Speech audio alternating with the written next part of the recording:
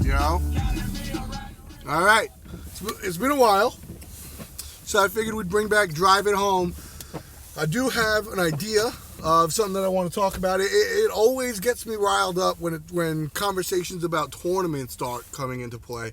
And this is actually interesting because this is one of those conversations where if I disagree with you, I don't hate you, right? Like I can see both sides of the coin.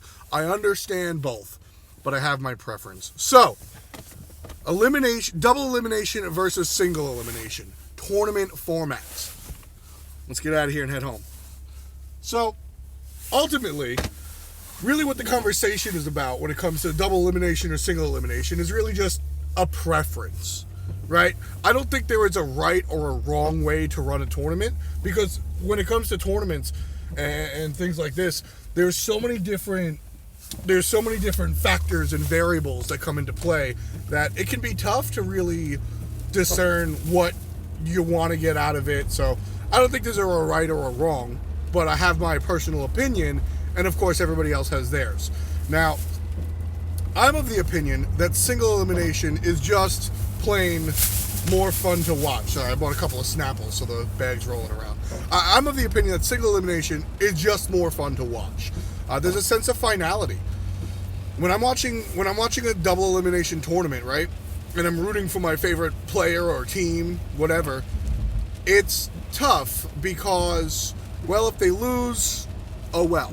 I'm not really concerned if they lose because they have a second chance. The only time I'm really at the edge of my seat biting my fingernails is in the losers bracket or on the losers side of the bracket, which, I mean, that sense of finality, that sense of drama, that tension, that is what sports and competition is about to me.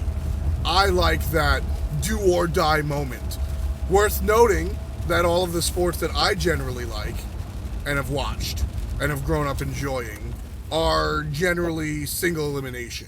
Like if you watch traditional sports, basketball, baseball, I mean, you lose and you're out. That's it. You know, baseball is usually a best of 5 or a best of 3, or baseball is usually a best of 5 or best of 7 in the World Series. And then basketball is similar. They do series. Football is the ultimate in finality, American football, in the sense that, well, you lose one game, you're done, you know? So, a lot of times, people that defend double elimination bring up the idea that, well, a team can't get knocked out because of a silly mistake or a fluke, right? And as a casual NFL fan, someone that doesn't really follow the league super hard, I actually really enjoy that aspect of the NFL. The sense that, hey, a team that's not as good might wind up further in the tournament than the better team because of a trick play or a one-time fluke situation, or in sports, unfortunately, you have the unfortunate reality of injuries, which is not as fun. But when it comes down to it, those fluke plays, a crazy trick play that the number 6 seed pulled out of their ass to beat a number 2 seed, that's exciting. That's fun. And it creates this finality and a sense of anything can happen, which I think is the beauty of competition. I have the most fun in scenarios where literally anything can happen. When you run a double elimination tournament, you might find the better teams or the best possible competition. And I use heavy air quotes because, what does that truly mean, right? But you're also bringing up a situation where you don't have those fluke plays or those oh my goodness moments, except in the losers bracket, which, if you're going to have it in the losers bracket, why do the winners bracket at all? I just feel like that sense of finality that comes with single elimination is so important to me personally as a viewer of esports, traditional sports, poker, magic tournaments, right? I want to see the crazy combo play out of a weird deck. I want to see the Hail Mary football pass from the quarterback to get that completely, mathematically incorrect team making it to the finals. That's exciting to me. That's fun.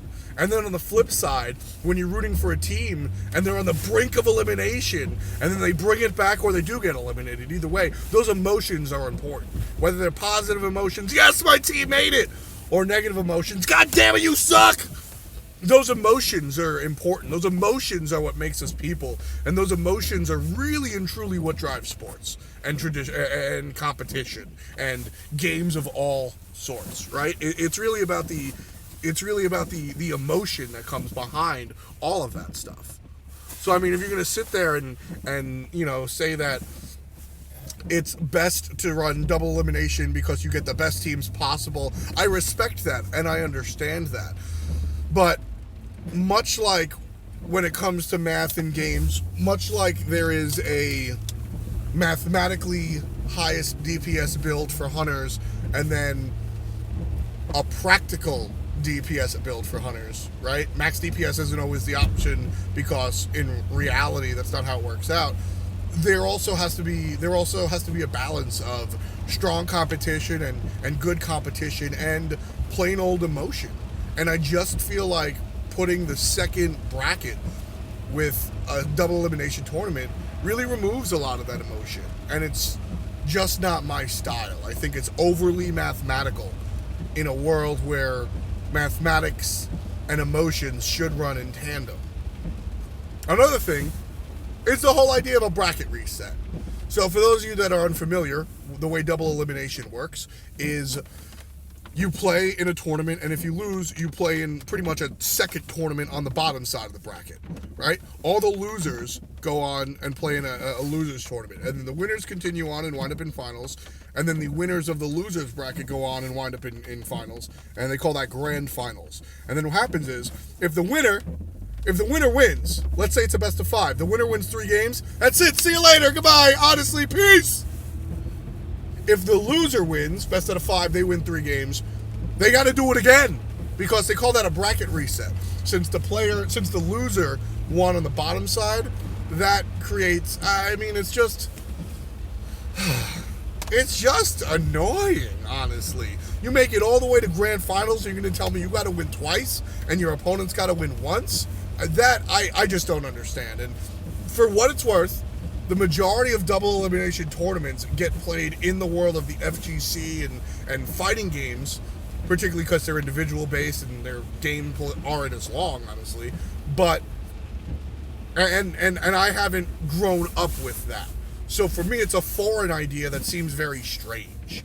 And you know, I just don't like grand finals. I think it's unfun, and fairness is able to be, you know, you can debate the fairness, but I just think it's unfun.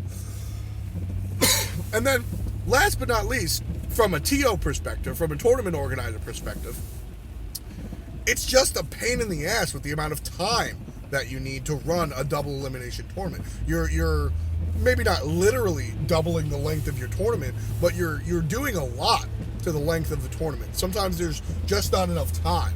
I mean, especially when you're putting on a large-scale tournament in a huge venue or something that's expensive to rent out, or the time is rationed if you're sharing the stage with other games or other tournaments.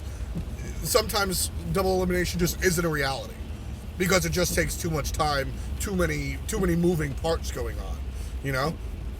Especially when it comes to MOBAs. Like, I'm not specifically talking about Smite in this conversation, but let's entertain the world of Smite. A best of 5 that goes to 5 games, that takes 4 to 5 hours. Because you figure these Smite games, these MOBA games, are like 30 minutes to an hour, right? You get really short games that last 20 minutes, and you get really long games that last 60 minutes. But in general, it's 30 to 40 minutes that these games are lasting, right? And then you factor in like a 5 to 10 minute break in between each game. So you're looking at 45 minutes to an hour per game. So in a best of 5, you're looking at 5 freaking hours. You're going to tell me you want to watch a double elimination? That's going to take a week. That's so fun. Yes, not every series makes it to 5. But when you're planning, you have to plan for that. You have to plan for the worst case scenario. Even though in my world, 5 games in a 5-game series, that's the best case scenario. I love competition. But realistically, you got to think about that timetable and how long those double elims take. It's ridiculous. So I don't know. It also comes down to viewer fatigue and the same idea of timetable. Like, there's a reason that, you know, there's a reason that programming doesn't go on for 24 hours at a time or 6 hours at a time for 12 days in a row. It's because I don't care what I'm watching. I kind of want a little bit of a break. I cannot watch, 10 hours of X for 5 days straight. It's just not entertaining. And that also comes back to my original point of finality, right? Originally, I was talking about finality. Well, when you lose and you're out, and that's cool, and there's tension there, and there's drama there. But in addition to that, there's also just this idea of, there's only so many games. There's 4 series in this whole, there's 5 series in this whole tournament. 1, 2, 3, 4, and then finals. That's exciting by itself. And again, that's a personal opinion. Some people might want to sit there and just binge watch 72 hours of their favorite game, but that's just not for me. And from what I've experienced, that's not for a lot of people either. So I think really, just to boil it down, just to recap, double elimination is not my preferred method of competition. I much prefer single elim because of finality. I like the drama and tension that comes from losing a game. Losing a game should actually matter. It shouldn't give you a second chance. I don't think that's fun. 2, time. Sometimes booking a double elimination tournament is just not fiscally responsible or even possible at all because, there just isn't that much time in the venue or blah, blah, blah. God forbid you play an outside game. You just can't play that game forever because the sun's going to go down. I guess you can get lights, but whatever. So and then second is really the idea of the everything else attitude of grand finals is just like, I don't know, bracket reset is so foreign to me. But like I said, I didn't grow up in a scene where bracket resets and double elimination was prevalent. I grew up in a scene where single elimination was prevalent. I grew up following traditional sports, and in traditional sports it's pretty much all single elim. So I don't know. I guess maybe it's a part of my upbringing that I've been bred to enjoy the idea of single elimination. Or maybe, just maybe, I've experienced enough type of games to garner this type of opinion. Either way, it's definitely an opinion. And there are people out there that enjoy double elimination, and I'm not really like trashing those people or telling you their opinion is just completely wrong or outdated.